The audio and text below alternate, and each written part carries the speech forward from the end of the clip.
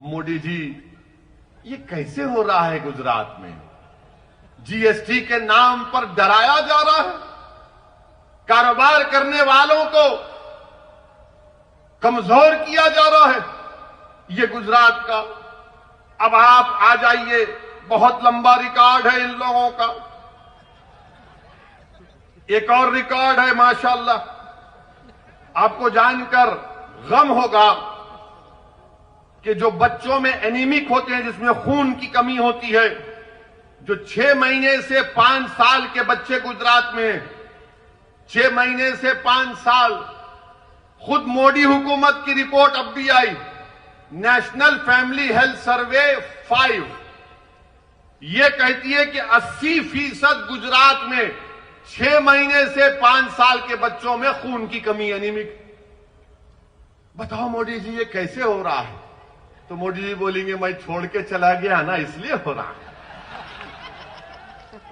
हो सकता भाई, मजाक। मोदी जी खुद बोले कि कभी कभी ह्यूमर करना चाहिए, मजाक करना चाहिए, सीरियस मत लीजिए संघ परिवार वालों। फिर एक और बात, जो बच्चे स्टंटेड होते हैं, यानी जिनकी उम्र के लिहाज से हाइट होना कम, वेस्टेड यानी उनका वेट जो होना वो कम, वजन कम होता है, वो 38 से 39% हो गया। गुजरात तरक्की कर रहा है। जो हमारी बहनें जिस उम्र में आकर बच्चे पैदा करती हैं, 65% वो महिलाओं को एनीमिक है, खून की कमी है। गुजरात तरक्की कर रहा है।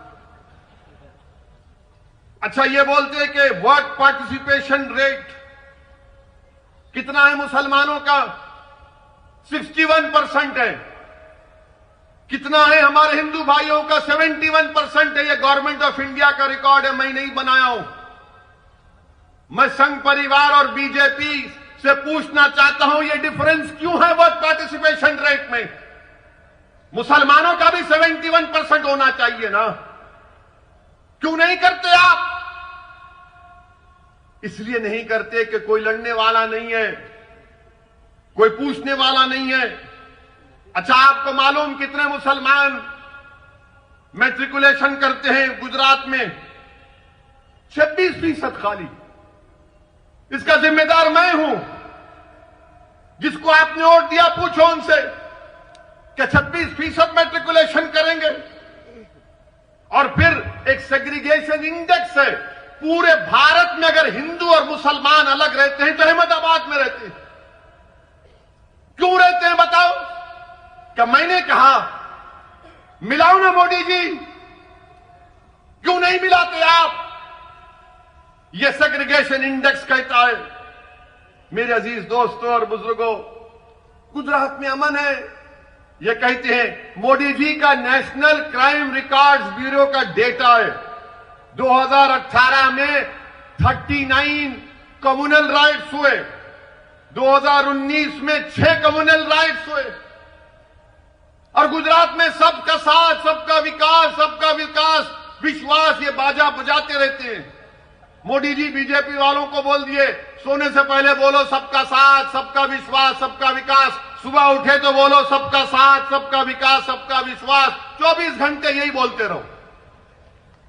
मगर क्या डिस्टर्ब एरियाज एक्ट क्यों है अहमदाबाद में?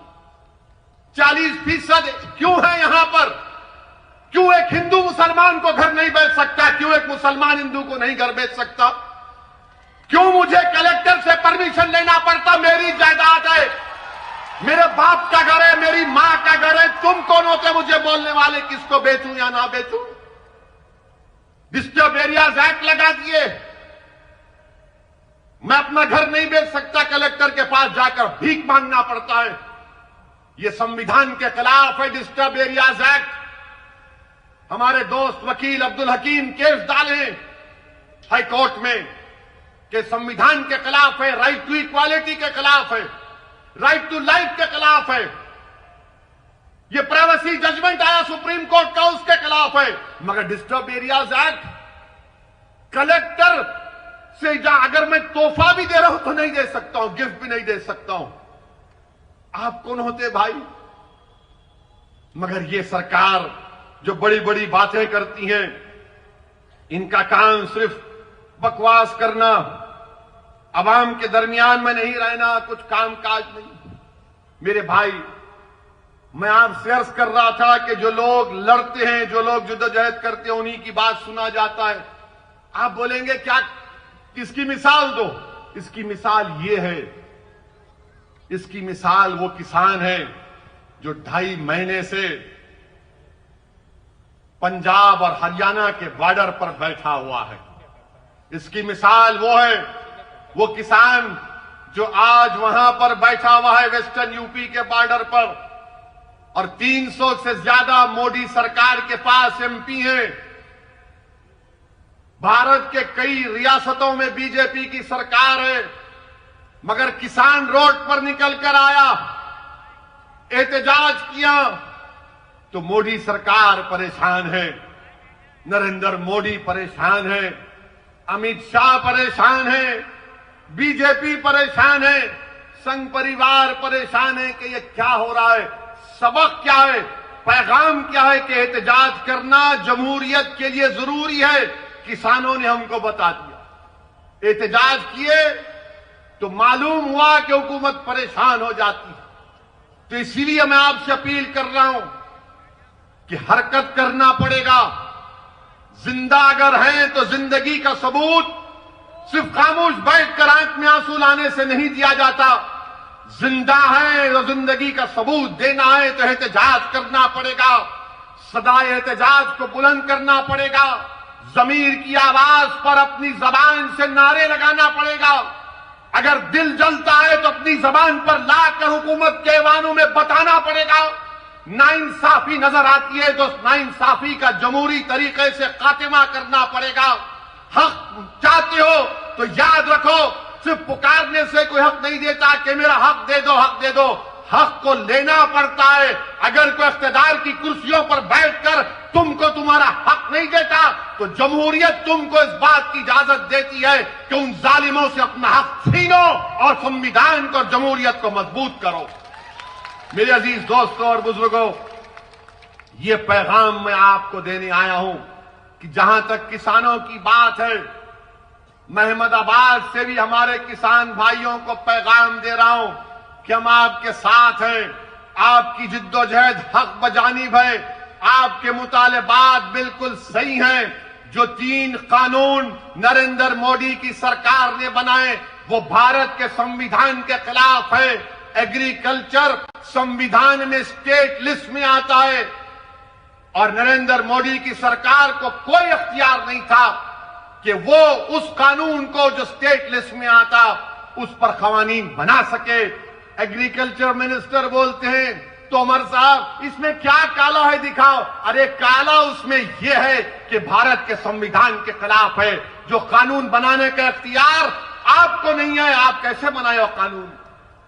अब जो किसान एहतजाज कर रहे तो बोले ये खालिस्तानी है क्योंकि वो पर सिख है।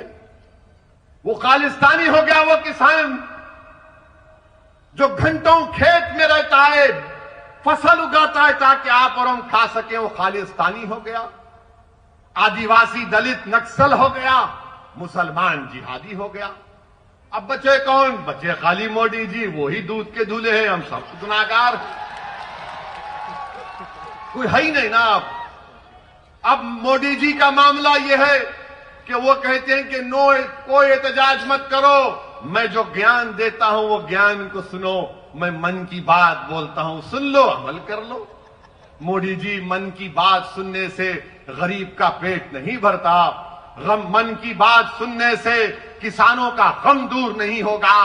मन की बात सुन सुन के हम बोर हो चुके हैं। अब आप किसानों की मन की बात समझो।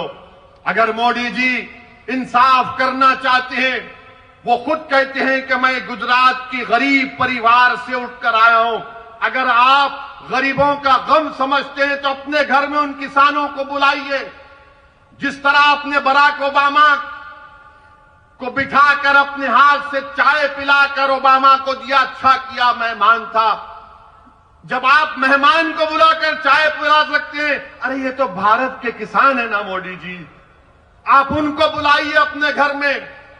एक 10-12 को बुलाइए, चाय पिलाइए, उनको गले से लगाइए और सिर्फ इतना कहिए कि हम तुम्हारे गम को समझते हैं, अब तुम्हारे आंख में आंसू नहीं आएगा।